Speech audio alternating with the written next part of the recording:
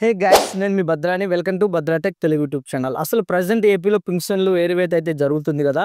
వీటిలో first of all ఏ pensions ఎక్కువగా పోయే అవకాశం ఉంది. ఇకపోతే ఆల్రెడీ ఒక రోజు అనేది కంప్లీట్ అయిపోయింది. ఈ రోజు రెండో రోజు పెన్షన్ వెరిఫికేషన్ చేసే దానికి సంబంధించి ఇకపోతే మనకి 6 స్టెప్ వాలిడేషన్ అనేది ప్రధానంగా వీళ్ళు పెన్షన్స్ పైన అయితే ప్రయోగిస్తున్నారు. అంటే గతంలో ఒక ఆర్టికల్ అయితే రావడం జరిగింది న్యూస్ పేపర్లో. ఒకసారి స్క్రీన్ మీద ప్రెజెంటేషన్ చేస్తాను చూడండి. ఈ ఆర్టికల్ ఏమొచ్చిందంటే ఆరంచెల విధానం కూటమి గవర్నమెంట్ అయితే తొలగిస్తుందని అయితే రావడం జరిగింది. కానీ ఈ రోజు వచ్చిన న్యూస్ పేపర్‌లో ప్రకారం మనకి చూసుకున్నట్టయితే అది కూడా ఒకసారి స్క్రీన్ మీద ప్రెజెంటేషన్ చేస్తాను చూడండి. అందులో ఏమొచ్చిందంటే ఖచ్చితంగా మనకి 13 అంశాలైతే ఇస్తున్నాము. ఈ 13 అంశాల్లో ఎలిజిబుల్ అయితేనే నెక్స్ట్ మంత్ వాళ్ళకి పెన్షన్ వస్తుందని అయితే చెప్పారు. ఈ 2 ఒక ఎత్తైతే కొంతమంది కొన్ని కామెంట్ చేశారు. అన్న అసలు 6 స్టెప్ వెరిఫికేషన్ అనేది తీసేసింది కదా కూటమి గవర్నమెంట్. మరి ప్రెజెంట్ ఏదైతే ఎంప్లాయీస్ వెరిఫికేషన్ చేసే యాప్ ఏదైతే ఉందో ఆ యాప్‌లో ఉన్న పాయింట్స్ విత్ లైవ్ ప్రూఫ్‌తో మీకైతే చూపిస్తాను. ఒకసారి వీడియోలో చూడండి. ఇంకా వీడియోనైతే లైక్ చేయకపోతే లైక్ చేయండి. ప్రతి అప్డేట్ అనేది ఏదైనా సరే మీరు మిస్ కాకుండా ఉండాలనుకుంటే ఇప్పుడే మన ఛానల్‌ని సబ్స్క్రైబ్ అయితే చేసుకోండి. ఇకపోతే డైలీ అప్డేట్స్ పొందాలనుకుంటే డిస్క్రిప్షన్‌లో ఉన్న వాట్సాప్ గ్రూప్‌ని అయితే ఫాలో అవ్వండి. ఫస్ట్ ఆఫ్ ఆల్ నేను మీకు గవర్నమెంట్‌కి సంబంధించి ఏదైతే పిక్చర్ అనేది ఉందో నేను మీకైతే చూపిస్తాను. ఎందుకంటే ఇంతకుముందు మనకి గతంలో గవర్నమెంట్ 6 అంచెల విధానం మేము పూర్తిగా రద్దు చేస్తున్నామని అయితే చెప్పింది కదా. మళ్ళీ అలా చెప్పినప్పుడు ఇప్పుడు ఎందుకు మళ్ళీ వీళ్ళు పెట్టడం జరిగింది అనేదైతే నేను ఇక్కడ మీకు స్క్రీన్ మీద అయితే చూపిస్తాను. ఒకసారి చూడండి. 6 అంచెల పరిశీలన ఇంకా ఉండదు. కూటమి గవర్నమెంట్ ప్రకటన. లబ్ధిదారుల పింఛన ఏదైతే అర్హుల నియంత్రించేందుకు వైకాపా ప్రభుత్వం అనుసరించిన 6 అంచెల దాన్ని మేమైతే తొలగిస్తున్నామని అయితే న్యూస్ పేపర్ ఆర్టికల్ రావడం జరిగింది. ఇది గతంలో. ఇప్పుడు ఈరోజు వచ్చిన న్యూస్ పేపర్ ప్రకారం ఆంధ్రప్రభలో మనం చూసుకున్నట్టయితే ప్రత్యక్ష పరిశీలనకు గ్రామ వార్డు సచివాలయ ఉద్యోగస్తులు ఒక వార్డులో ఉన్న పింఛన్లు ఇతర ప్రాంతాల సిబ్బందితో పరిశీలన అయితే రావడం జరిగింది. ఇక్కడ చూడండి ప్రశ్నావళి ఇదే. సామాజిక పింఛన్ల తనిఖీకి సంబంధించి పింఛన గృహాలనైతే సందర్శిస్తున్నారు. దీనికి సంబంధించి పింఛన్దారుని పేరు ఇకపోతే పింఛన్దారు మరణించినాడా లేకపోతే దానికి ఎలక్ట్రిసిటీ అనేది ఉందా వీళ్ళ ఇంట్లో ఎంప్లాయీ ఉన్నాడా అని అయితే క్లియర్‌గా మనకి గవర్నమెంట్ నుంచి ఈరోజు వచ్చిన న్యూస్ పేపర్‌లోనే అప్డేట్ అయితే ఇవ్వడం జరిగింది. ఇవన్నీ ఒక ఎత్తైతే ఇప్పుడు నేను మీకు లైవ్ ప్రూఫ్‌లో అయితే చూపిస్తాను. ఎందుకంటే కొంతమంది కామెంట్ చేశారు కదా. అసలు 6 అంచెల విధానమే గవర్నమెంట్ తొలగించింది అని. ఇప్పుడు నేను మీకు చూపిస్తాను చూడండి. ఇది వచ్చేసి మనకి ఎంప్లాయీస్ ఏదైతే సర్వే చేస్తున్నారో ఆ పీడిఎఫ్. ఆ పీడిఎఫ్‌లో ఇట్లా మనం ఇక్కడ కిందికి స్క్రోల్ చేసినట్టయితే ఇక్కడ చూడండి మనకి ఫస్ట్ ఆఫ్ ఆల్ పింఛన్దారుని యొక్క పేరు, పింఛన్దారుని యొక్క స్టేటస్ ఎంచుకోండి. ప్రెజెంట్ ఆయన చనిపోయినాడా, బతికున్నాడా, లేకపోతే అందుబాటులో లేడా అని. కుటుంబ ఆదాయం గ్రామీణ ప్రాంతాల్లో 10,000 లేకపోతే పట్టణ ప్రాంతాల్లో 10,000 ఇంతకు మించి ఏమైనా ఎక్కువ ఆదాయం ఉందా? అలాగే ఇక్కడ మనకి ఇంకో పాయింట్ చూసుకున్నట్టయితే మీ కుటుంబానికి 3 ఎకరాల కన్నా మాగాని అలాగే మెట్ట వచ్చేసి 7 ఎకరాలు అనేది ఉందా?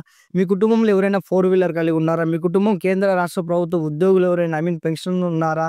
ఇకపోతే మీ నెలసరి అంటే 12 నెలలకు సంబంధించి మీ విద్యుత్ బిల్ అనేది ఎంత? ఇకపోతే మనకి మున్సిపల్ కుటుంబంలో ఏదైతే 1000 చదరపుడు ఏదైతే మనకి లైక్ ఇంతకుముందు చెప్పాను కదా గ్రామీణ ప్రాంతాల్లో ఉండి పట్టణ ప్రాంతాల్లో ప్లేస్ కానీ లేదా ఇల్లు కానీ కొనుక్కోవడం లేదా వాళ్ళు ప్రజెంట్ పట్టణ ప్రాంతాల్లో ఉన్న వాళ్ళు 1000 చదరపుల కన్నా ఎక్కువ విస్తీర్ణంగా ఉన్నవాళ్ళు. ఇకపోతే మీ ఇంట్లో ఎవరైనా ఆదాయ పన్ను చెల్లించే వాళ్ళు ఉన్నారా అని అయితే క్లియర్‌గా మనకి గవర్నమెంట్ నుంచి వచ్చిన పీడిఎఫ్‌లోనే వాళ్ళు చెప్పడం జరిగిందంటే వెరిఫై చేసే టైంలో ఖచ్చితంగా 6 అంచెల విధానం అయితే ఉంటుందని. ఇక్కడికి మీ డౌట్ క్లియర్ అయిందనుకుంటా. చాలా మంది కామెంట్స్ పెట్టారు కదా. ఆ కామెంట్స్ అనేది అయితే ఇది చెక్ అనుకుంటా. ఇకపోతే అసలు 6 స్టెప్ వెరిఫికేషన్ అంటే ఏంటి? ఫస్ట్ ఆఫ్ ఆల్ ఒక కుటుంబంలో ఒక వ్యక్తి ఏదైనా సరే ఒక ప్రభుత్వ పథకం అప్లై చేయాలంటే ఆ ప్రభుత్వ పథకానికి అతడు అర్హుడా కాదా అనేది తేల్చి చెప్పేదే 6 స్టెప్ వెరిఫికేషన్ అంటారు. ఈ 6 అంచెల విధానానికి సంబంధించి గతంలో అయితే ఓన్లీ ఎలక్ట్రిసిటీ అంటే దాదాపు వాళ్ళ 6 నెలలకు సంబంధించి కరెంటు బిల్లు 300 యూనిట్స్ దాటుందా లేదా ప్రభుత్వ ఉద్యోగం ఉండడా మున్సిపాలిటీ ఏరియాలో 1000 చదరపు అడుగుల విస్తీర్ణం గల స్థలం కానీ ప్రాపర్టీ కానీ ఏమైనా ఉందా? ఇకపోతే వాళ్ళ ఇంట్లో ఎంప్లాయీ ఏమైనా ఉన్నారా? ఇన్కమ్ ట్యాక్స్ ఏమైనా చెల్లిస్తున్నారా? ఇలా ఉన్నాయి. వీటన్నిటిలో మనం ఎలిజిబుల్ అయితేనే ఒక రేషన్ కార్డ్ అప్లై చేయాలన్నా, ఒక పెన్షన్ అప్లై చేయాలన్నా, ఒక స్కీమ్ అప్లై చేయాలన్నా వాట్ మనకి పలానా బట్టి ఎలిజిబిలిటీ ఉన్నామంటే ఈ 6 అంచెల విధానంలో మనకు మన పేరు మీద కానీ మన కుటుంబంలో మన హౌస్ హోల్డ్ మ్యాపింగ్‌లో లేదా మన రేషన్ కార్డ్‌లో కలిగి ఉన్న వ్యక్తులకి ఎటువంటిది అనేది ఈ 6 అంచెల విధానంలో ఎవరు కూడా ఇనెలిజిబుల్ అయి ఉండకూడదు. ఇన్‌కేస్ మన కుటుంబంలో నలుగురు ఉన్నప్పుడు ఒక వ్యక్తికి గనక ఏదో ఒక 4 వీలర్ గానీ, ఎలక్ట్రిసిటీ గానీ లేదా వాళ్ళకి ఎక్కడైనా ప్లేస్ ఇలా ఏదైనా సరే ఎక్కువ ఉన్నట్లయితే అప్పుడు ఆ కుటుంబం మొత్తం ఏదైతే నేను చెప్పాను కదా ఇప్పుడు ప్రభుత్వ పథకాలకి ఇనెలిజిబుల్ అవుతారు. కాబట్టి ఏదైతే ఈ 6 అంచెల విధానం అయితే ఉందో గతంలో మేము కూటమి గవర్నమెంట్ అధికారంలోకి వచ్చిన వెంటనే తొలగిస్తున్నామని చెప్పడం జరిగింది.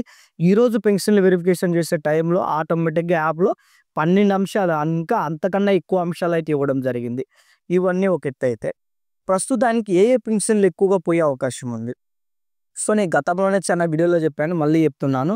ఎవరైతే అర్హులుగా అంటే నిజంగా వాళ్ళు అర్హులై ఉంటే ఎటువంటి పెన్షన్ అయితే పోదు. కానీ వాళ్ళు అనర్హులుగా ఉండి గూడా అర్హులుగా పెన్షన్ తీసుకుంటే చాలామంది డాక్టర్స్ దగ్గరికి వెళ్లి సదరం సర్టిఫికేట్స్ అయితే తెచ్చుకొని ఇకపోతే పెన్షన్స్ అయితే తెచ్చుకుంటున్నారు. మనకి యూట్యూబ్‌లో కూడా చాలామంది కామెంట్ చేశారన్న మా మండలంలో ఇంతమంది ఉన్నారు, అంతమంది ఉన్నారు. సో, ఇలా ఎవరైతే సదరం సర్టిఫికేట్‌కు సంబంధించి తెచ్చుకొని మాకు చెవుడు లేదా మాకు కళ్ళు కన్న ప్రాబ్లమ్ లేదా మాకు కాళ్ళు లోపం ఉంది, చెయ్యి లోపం ఉంది. సో, ఇలా ఎవరైతే సర్టిఫికేట్‌లు తెచ్చుకొని ఉంటారో అలాంటి వాళ్ళకి ఫస్ట్ ఆఫ్ ఆల్ చాలా జాగ్రత్తగా ఉండాలి. మస్ట్ షుడ్ బిగా ఎక్కువ వాళ్ళ మీదనే ఫోకస్ చేస్తుంది. ఎందుకంటే ఇప్పుడు వికలాంగుల పెన్షన్ అనేది 6,000 అయిపోయింది కాబట్టి సో, ఎక్కువ అమౌంట్ అనేది గవర్నమెంట్‌కి బర్డెన్ అవుతుంది కాబట్టి ఎక్కువ ఫస్ట్ ఆఫ్ ఆల్ ఈ పెన్షన్‌లే తనిఖీ చేస్తున్నారు. ఇకపోతే మనకి సింగిల్ ఉమెన్ పెన్షన్ కుటుంబంతో కలిసి ఉన్నా గానీ లేనట్టుగా తీసుకున్న వాళ్ళు, కొంతమంది ఆధార్ కార్డ్స్ అయితే చేంజ్ చేసుంటారు. బట్ ఇప్పటికి అంటే ప్రెజెంట్ పెన్షన్ తీసుకున్న టైంకి గనక 16 ఇయర్స్ దాటిపోతే ఎటువంటి టెక్స్ పడాల్సిన అవసరం లేదు. ఇన్‌కేస్ ప్రెజెంట్ డేస్‌లో గూడా మీరు 40 సంవత్సరాలు ఉంటే 60 సంవత్సరాలు, కొంతమంది 5 సంవత్సరాలు, 10 సంవత్సరాలు మార్చుకొని ఉంటారు. అలా మార్చుకొని ఉన్న యెడల ప్రస్తుతానికొచ్చే ఈ టైంకి గూడా మీకు ఇంకా 60 సంవత్సరాలు అంటే పాత పెన్షన్ విధానం ప్రకారం 60 సంవత్సరాలు రాకపోతే మీటి గూడా ప్రాబ్లమ్ అయ్యే అవకాశం ఉంటుంది. సో, ఇక్కడికి ఇవన్నీ మీకు డౌట్ క్లియర్ అయిందనుకుంటా. ఇంకా ఏదైనా సరే గవర్నమెంట్ నుంచి వచ్చిన ఏ అప్డేట్ అనేది మీరు మిస్ కాకుండా ఉండాలనుకుంటే డిస్క్రిప్షన్‌లో వాట్సాప్ గ్రూప్ అయితే ఇస్తానండి. అందులో జాయిన్ అవ్వండి. నా నంబర్ ఉంటుంది 1745 లాస్ట్. మీకున్న ప్రతి డౌట్ అయితే మెసేజ్ చేయండి. ఖచ్చితంగా ఇన్ టైమ్‌లో ప్రతి ఒక్కరికి రిప్లై ఇస్తాను. వీడియో నచ్చితే లైక్ చేయండి. మరిన్ని అప్డేట్స్ కోసం మన ఛానల్‌ని సబ్స్క్రైబ్ అయితే చేసుకోండి. జై హింద్.